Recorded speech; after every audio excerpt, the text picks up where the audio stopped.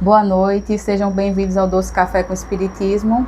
Hoje estamos recebendo Luiz Anselmo, faz parte da instituição Grupo de Apoio Espiritual Irmã Rosália, o GAE. O tema da nossa conversa de hoje será Necessidade da Encarnação. Evangelho segundo o Espiritismo, capítulo 4, item 25. Luiz Anselmo, seja muito bem-vindo e fique à vontade.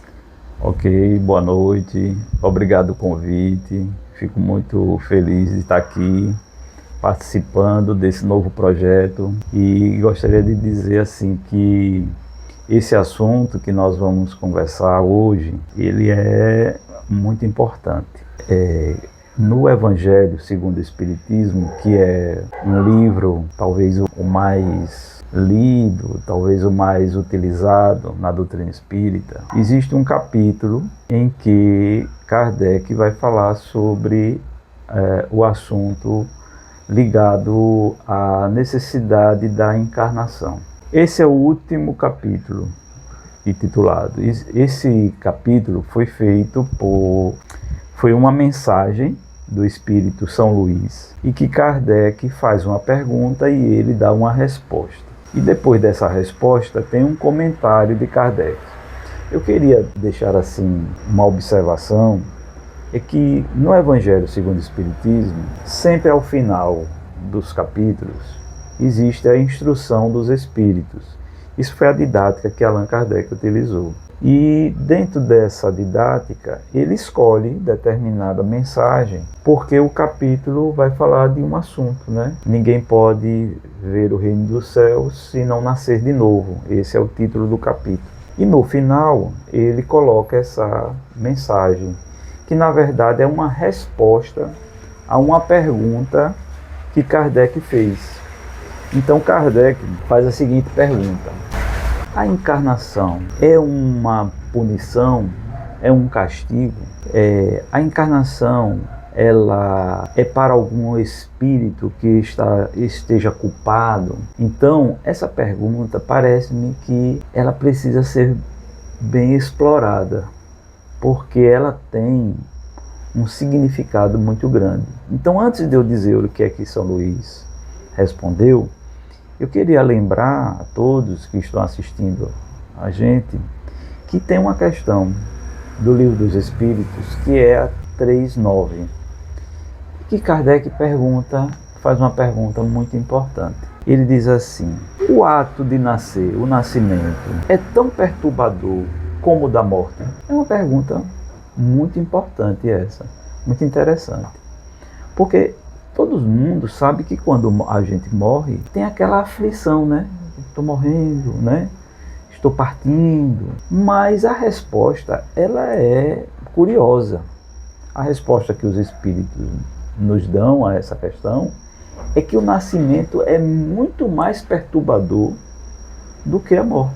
Porque o nascimento, o espírito vem para uma prisão, enquanto que na morte, o indivíduo está se libertando. Essa é uma questão que eu acho que nós que somos espíritas, ou que estamos conhecendo a doutrina espírita, nós precisamos ter um pouco mais de cuidado. Porque muitas vezes a gente está falando muito da nossa vida material, de procurar ter momentos de paz, de encontrar um pouco mais de fraternidade, mas eu acho que às vezes a gente esquece do todo. E o todo significa que nós estamos em uma jornada espiritual.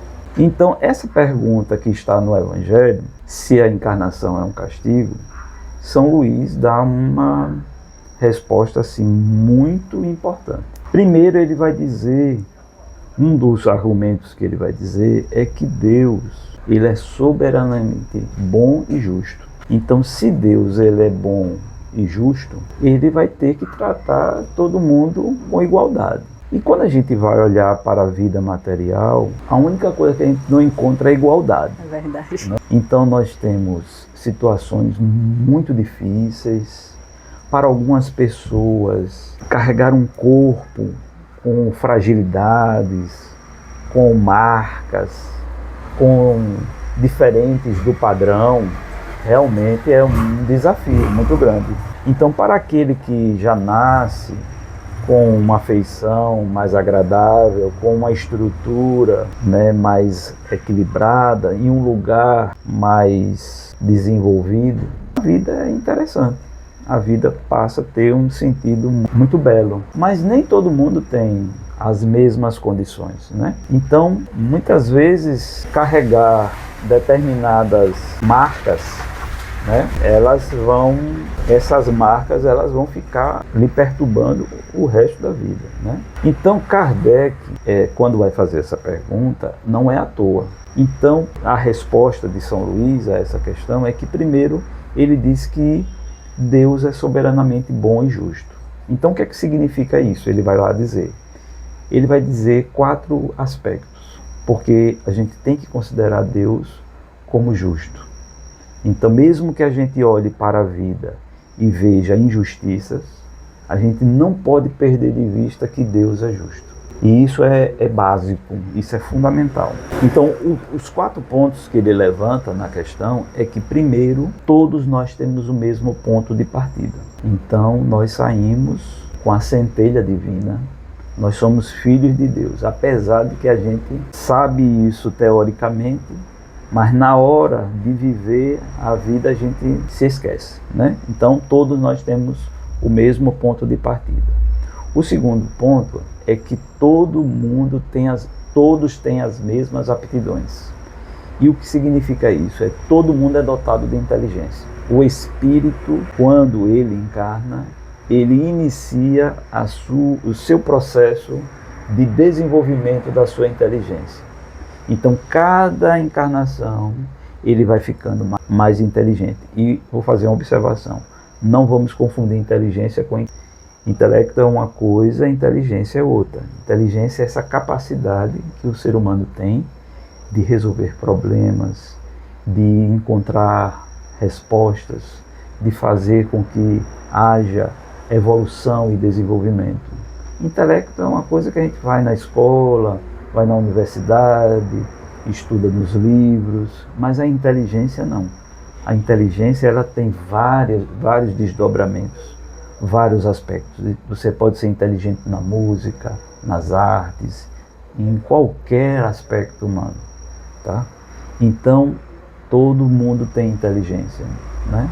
O terceiro item é que todos nós temos as mesmas obrigações. Todo mundo tem o dever de entender que nós temos um Criador. Esse é o maior dever nosso. Primeiramente, acordar, dizer: Senhor, estou aqui, vou começar a minha vida, me abençoe minha família.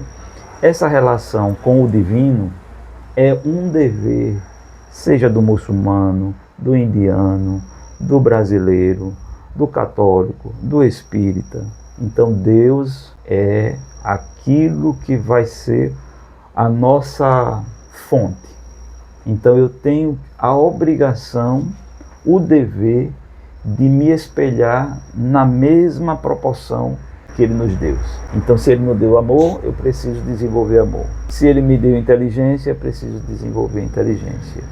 E por último, todo mundo tem a mesma liberdade de agir, que é o livre-arbítrio.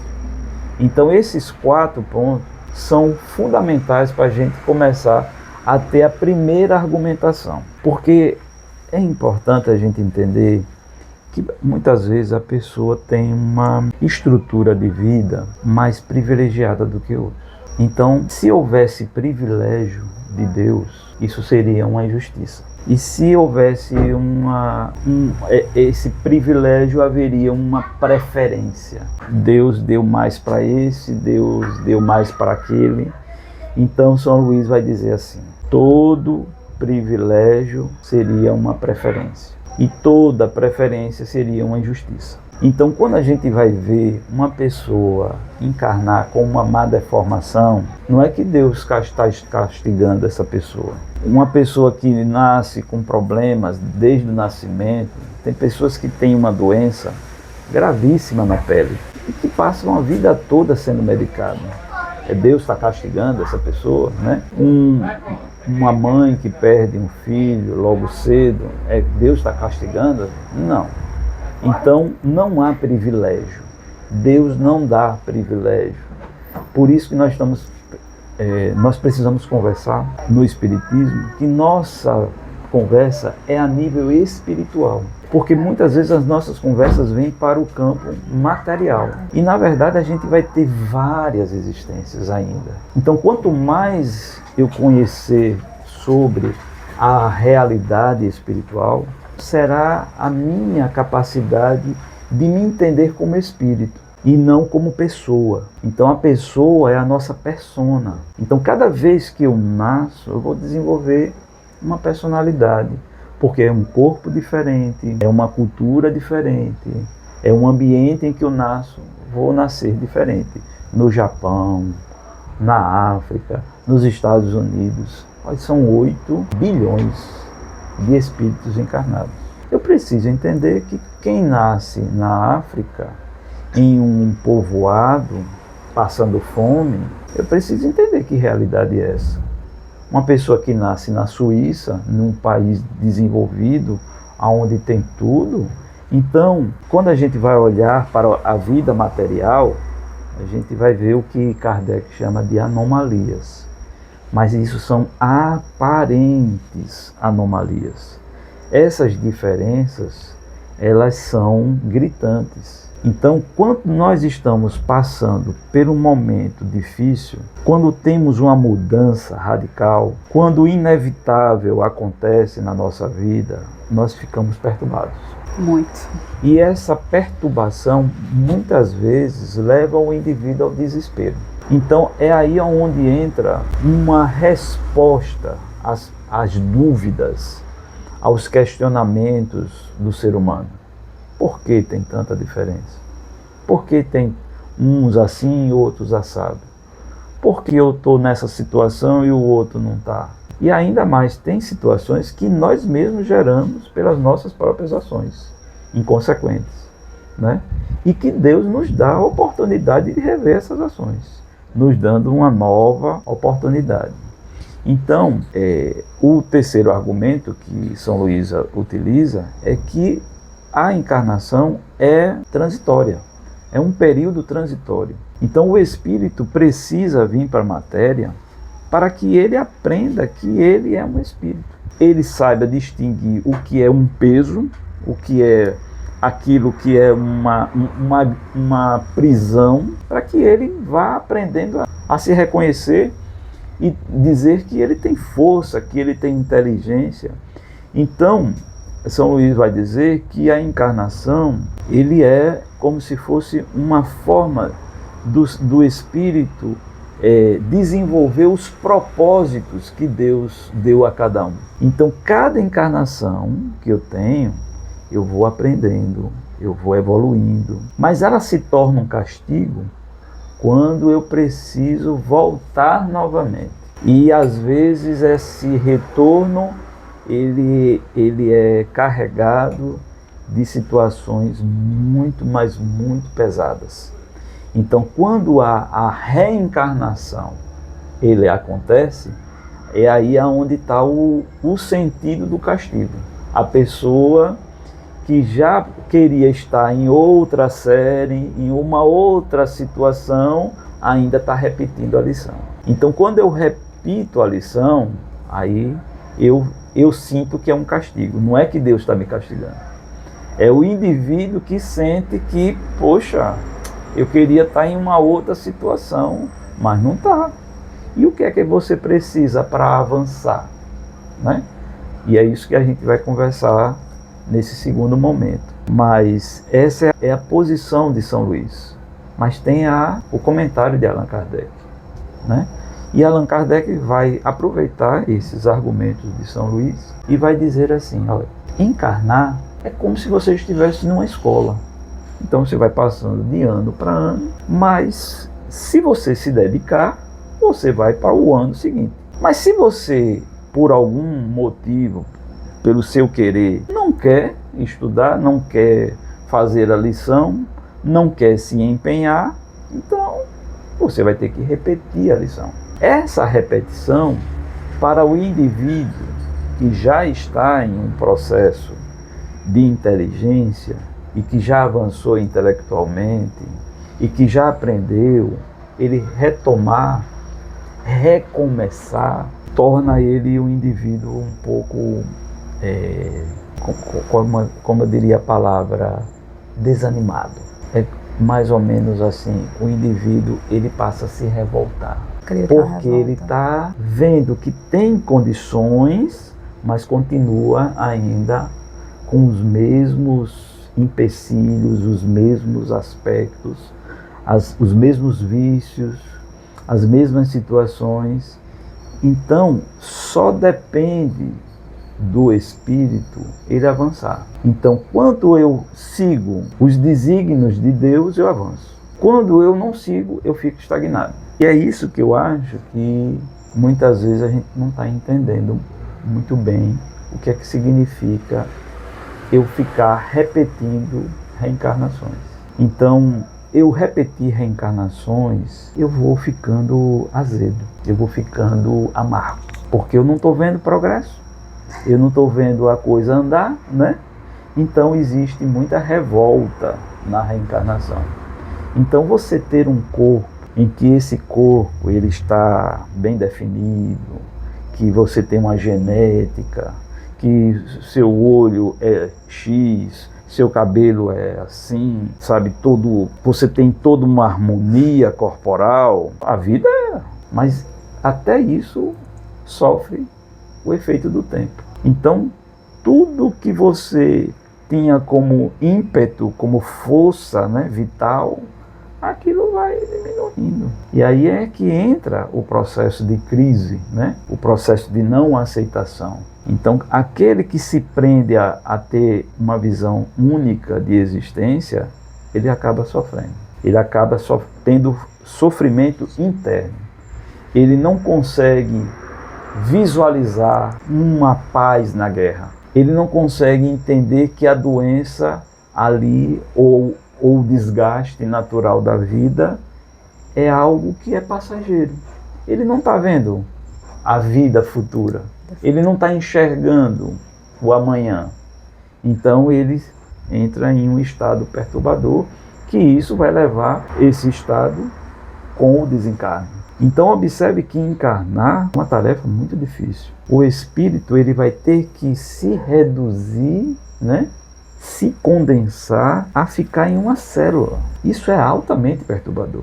E eu não consigo visualizar ultimamente, em nossas conversas, no meio espírita, esse detalhe. A gente não está conversando sobre esse assunto, de como é difícil encarnar. Então, encarnar é altamente perturbador. Então, quando você já encarna no seu processo natural, já é perturbador. E cada vez que você vai ganhando mais inteligência, mais harmonia com a natureza, com os desígnios de Deus, vai acontecendo.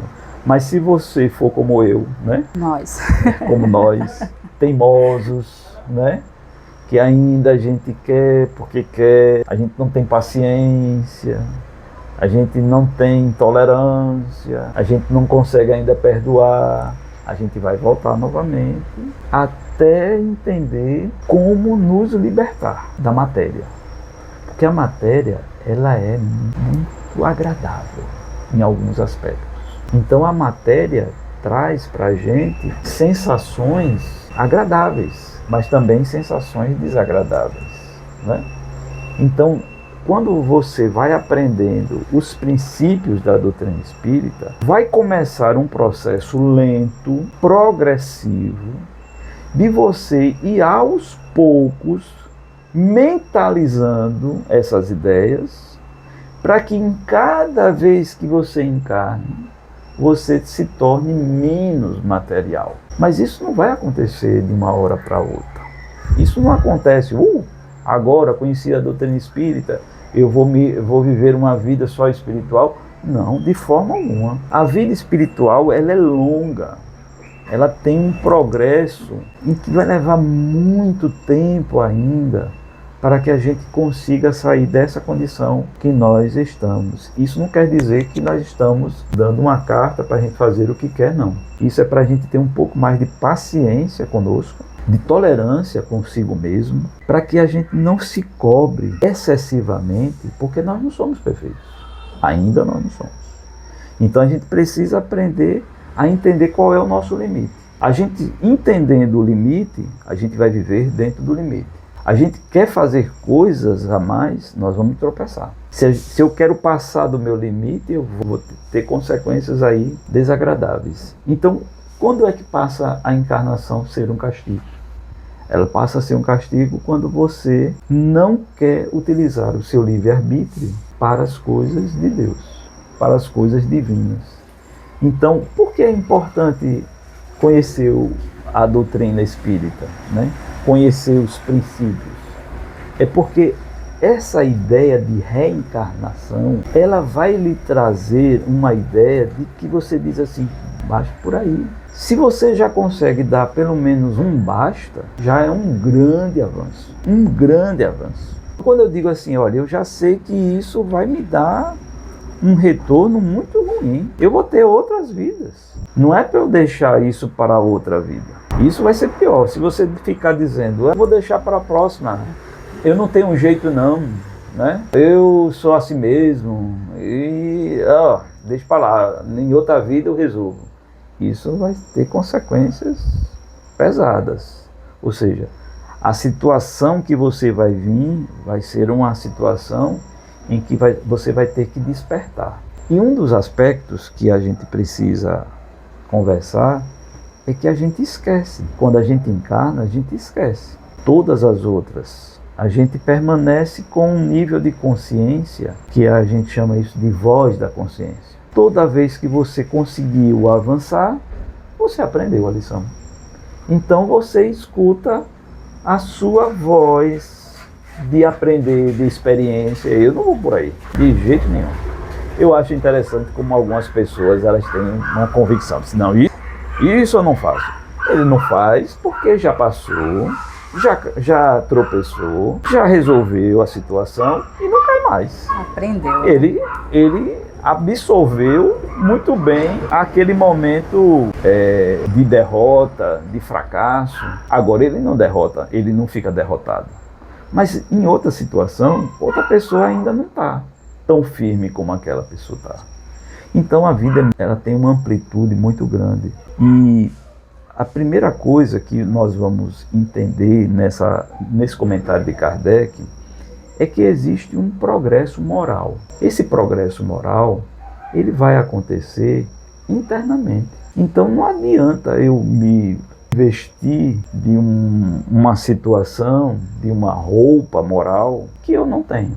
Porque isso, primeiramente, Deus sabe quem você é, os espíritos superiores sabem quem você é e todos os outros espíritos sabem quem você é, de fato. Só não sabe quem você é a sociedade. Mas mesmo assim, os que têm maior convivência com você vai ter uma noção de como você é pela proximidade. Mas você só tem real conhecimento da nossa intimidade, nós mesmos, os espíritos que nos cercam e a divindade. Então, quanto mais eu me tornar mais próximo de mim, me abraçar como eu sou, mais eu vou entender o mesmo sentimento que Deus tem por mim. Porque Deus ama todos, indistintamente. Ele me criou, você criou todos nós. Então Ele tem paciência. Então, se Ele tem paciência comigo, por que eu não vou ter paciência comigo? Né? Então, esse amor que tanto se prega, precisa começar primeiro internamente. Porque todos nós temos um passado. E esse passado, se a gente for investigar esse passado, todas as nossas existências, nós vamos ver coisas que nós fizemos e que não é algo que a gente tenha orgulho de ter feito.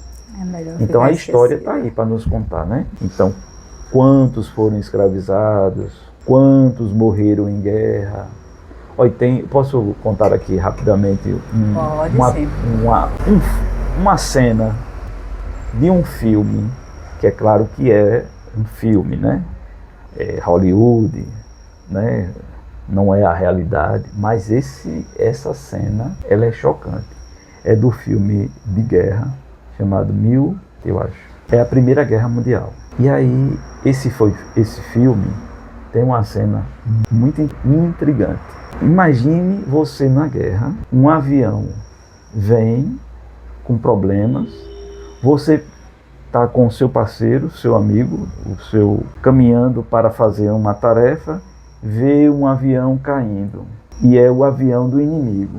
O primeiro impulso é: vamos salvar. E aí o amigo diz assim: não, pode ser o nosso inimigo. E aí a pessoa diz: e eu vou deixar ele morrer? Ele diz: então vamos lá. Quando ele chega no avião, o piloto está vivo, a primeira coisa que o piloto faz é atirar nele. Então ele, com o impulso de fazer o bem, morreu. Foi tirada a vida dele. Esse conflito do ser humano com outro ser humano está arraigado em nossa memória.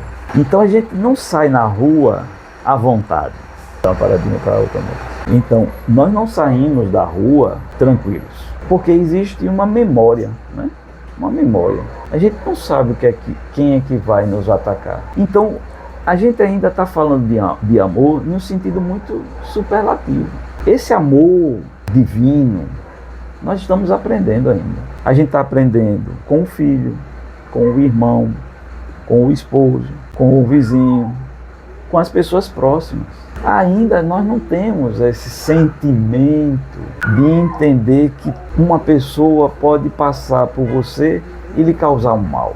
Então, esse nível de compreensão, de eu entender o que é reencarnar, o que é encarnar, ele vai me dando uma percepção, ele vai abrindo o meu coração aos poucos. Esse rapaz já tinha um impulso de ajuda, né? Mesmo ele na guerra. Então, esse sentimento, o homem tem construído isso anos e anos. Nesse exato momento, você está vendo uma guerra acontecendo. Não é aqui em Aracaju. Se tivesse aqui em Aracaju uma guerra, eu não sei como é que o povo ia reagir, não. Mas lá no Irã, sendo bombardeado, como foi na Ucrânia, como em qualquer outro lugar, na Síria, você sendo uma criança, você estando na sua família e uma bomba cair, é uma coisa muito perturbadora. Isso ainda é uma anomalia. Então como é que eu vou viver um mundo sem entender essas contradições? E aí é onde entra a linguagem racional, a explicação espírita, para nos dar um pouco mais de amplitude de percepção. E isso vai desenvolvendo naturalmente, aos poucos, um sentimento de querer uma fraternidade. E é assim que Kardec vai se colocar. Dou uma paradinha.